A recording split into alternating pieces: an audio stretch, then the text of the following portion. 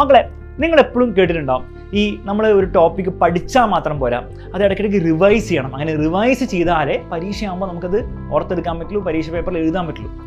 പക്ഷെ ഇത് പ്രാക്ടിക്കലി നമ്മൾ ചെയ്ത് തുടങ്ങുമ്പോൾ എപ്പോഴെങ്കിലും നിങ്ങൾക്ക് ഈ ഒരു സംഭവം ഫീൽ ചെയ്തിട്ടുണ്ട്. അതായത് ഞാനൊരു ടോപ്പിക്ക് പഠിക്കുന്നു, ഞാനത് റിവൈസും ചെയ്യുന്നു, പക്ഷെ എത്ര റിവൈസ് ചെയ്തിട്ടും എനിക്കത് ഓർത്തെടുക്കാൻ പറ്റുന്നില്ല. പരീക്ഷയ്ക്ക് ആകുമ്പോഴത്തേക്ക് ഞാൻ മറന്നു പോകും. പിന്നെ എനിക്ക് എന്താണ് പിന്നെ റിവിഷൻ ചെയ്തിരുന്ന കാര്യം? അപ്പോൾ എനിക്ക് തോന്നുന്നത് എന്താണ്, പഠിക്കുന്നത് എന്തിനെങ്ങനെ കുറേ റിവിഷനൊക്കെ ചെയ്യുന്നത്, നമുക്ക് പരീക്ഷയുടെ തലേന്ന് കൂടെ പഠിച്ചാൽ പോരാ, അങ്ങനെയാണ് എന്തെങ്കിലും മറന്നു പോലില്ലോ. അപ്പോൾ പിന്നെ നമുക്ക് അങ്ങനെ ചെയ്യാം.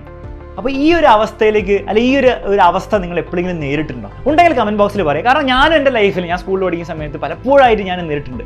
എനിക്ക് തോന്നുന്നു ഞാൻ എത്ര റിവൈസ് ചെയ്തിട്ട് ഞാൻ മറന്നു പോകുന്നു. അങ്ങനെയാണ് ഒരു പരീക്ഷയുടെ സമയത്ത് അങ്ങോട്ട് പഠിച്ചാൽ പോരെ, അങ്ങനെയാണ് ഒരിക്കലും മറന്നു പോലല്ലോ എന്നുള്ള സ്ഥിതി എനിക്ക് ഫീൽ ചെയ്തിട്ടുണ്ട്. നിങ്ങൾക്കുണ്ട്, നിങ്ങൾ പറയാം. അപ്പോൾ ഇതിൻ്റെ സൊല്യൂഷൻ എന്താണ്? ഇതിൻ്റെ സൊല്യൂഷൻ എന്താണെന്ന് വെച്ച് കഴിഞ്ഞാൽ, മക്കളെ, റിവിഷൻ മോശമായിട്ട് കൊണ്ടൊന്നല്ല. റിവിഷൻ ആക്ച്വലി അടിപൊളിയാണ്. ആക്ച്വലി നിങ്ങൾ റിവൈസ് ചെയ്താൽ മാത്രമേ നിങ്ങൾക്ക് ലോങ് ടേമിലേക്ക് അത് ഓർത്ത് വെക്കാൻ പറ്റുള്ളൂ. അപ്പോൾ നിങ്ങൾ പബ്ലിക് എക്സാമിനൊക്കെ പ്രിപ്പയർ ചെയ്യുകയാണെങ്കിൽ ഒബ്വിയസ്ലി എന്താണ്, പരീക്ഷയുടെ തലേന്ന് എല്ലാം കൂടെ പഠിക്കൽ നടക്കില്ല. അപ്പോൾ നമുക്ക് ഈ എന്തെങ്കിലും ഒരു സൊല്യൂഷൻ വേണം.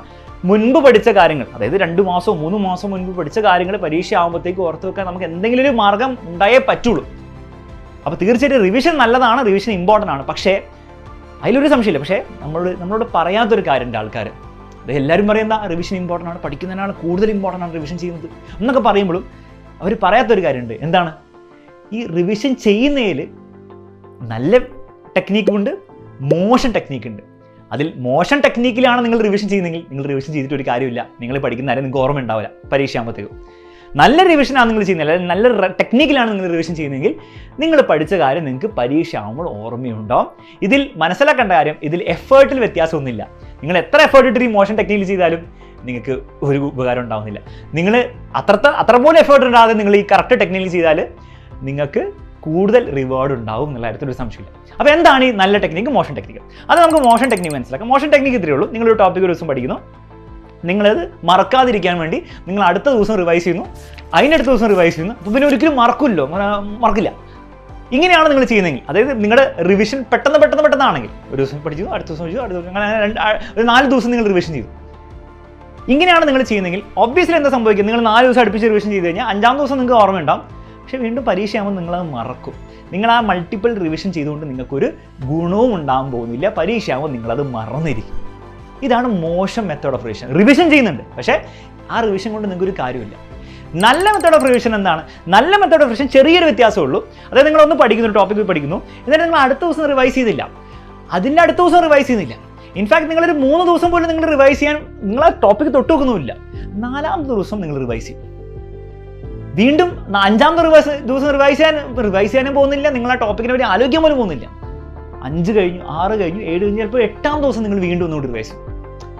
വീണ്ടും നിങ്ങൾ 9-ാം ദിവസം നിങ്ങൾ അതിനെപ്പറ്റി ആലോചിക്കുന്നില്ല. 9, 10, 11, 12, 13, 14, 15 ദിവസം കഴിയുമ്പോൾ നിങ്ങൾ പിന്നീട് റിവൈസ്, അല്ല 16 ദിവസം കഴിയുമ്പോൾ റിവൈസ് ചെയ്യുന്നു.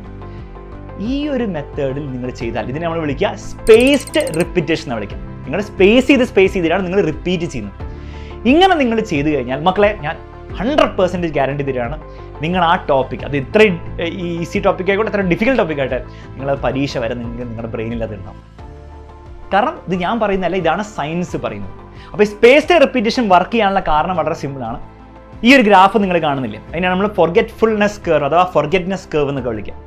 ബേസിക്കലി നിങ്ങളുടെ ബ്രെയിൻ ഒരു സാധനത്തിന് എങ്ങനെയാണ് മറക്കുക എന്നാണ് ഈ ഗ്രാഫ് കാണിക്കുന്നത്. അതായത് നിങ്ങളൊരു സാധനം ഫസ്റ്റ് പഠിക്കുന്നു, നിങ്ങളുടെ ബ്രെയിനെ മറന്നു തുടങ്ങുന്നു.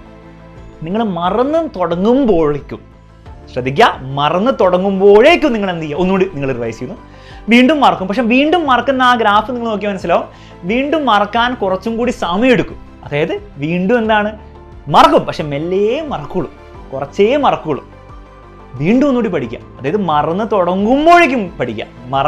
അത് ഓൾറെഡി ഓർമ്മയുള്ളപ്പോൾ പഠിച്ചിരിക്കുകയല്ല, കുറച്ച് മറക്കട്ടെ, ബ്രെയിൻ ഒരു 50% ആ സ്ഥാനത്തിന് മറക്കട്ടെ. മറക്കുമ്പോൾ വീണ്ടും ഒന്നും കൂടി പഠിച്ചു കൊടുക്കുക. വീണ്ടും നിങ്ങൾ നോക്കി മനസ്സിലാക്കുക ഗ്രാഫ് എന്താ പറയുന്നത്.